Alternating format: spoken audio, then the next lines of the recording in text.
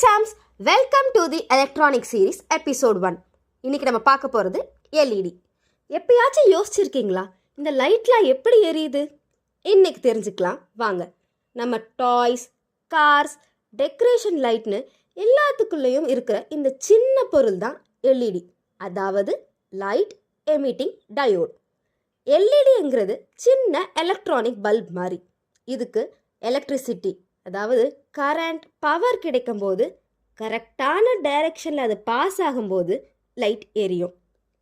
எல்இடிக்கும் நம்மளை மாதிரி 2 கால் இருக்குது.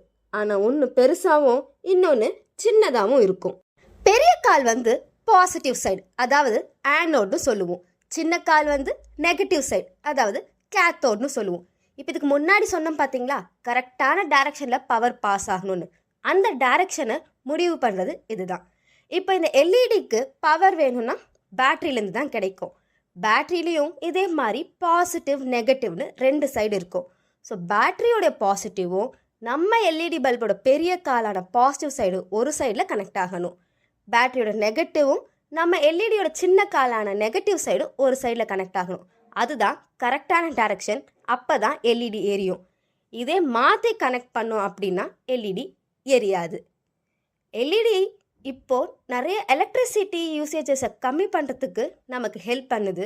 ஸோ அதனால தான் நம்ம வீட்டில் இருக்க நார்மல் பல்ப்ஸை மாற்றிட்டு எல்இடி பல்ப்ஸ்க்கு மாறிட்டுருக்கோம். முக்கியமான விஷயம், எல்இடியை ரொம்ப கேரோடு நம்ம பார்த்துக்கணும். அதாவது எல்இடியை டைரெக்டாக பவர் சோர்ஸோட கனெக்ட் பண்ணிங்கன்னா அது ஈஸியாக பிரேக் ஆகிடும். அதுக்கு தான் பவரை கண்ட்ரோல் பண்ணுறதுக்கு நம்ம எல்இடியோட ஃப்ரெண்ட் ரெசிஸ்டர் உள்ளே வருவார். ஸோ ரெசிஸ்டர்னால் என்ன, அது என்ன பண்ணுங்கிறத நெக்ஸ்ட் எபிசோடில் பார்க்கலாம். Stay tuned.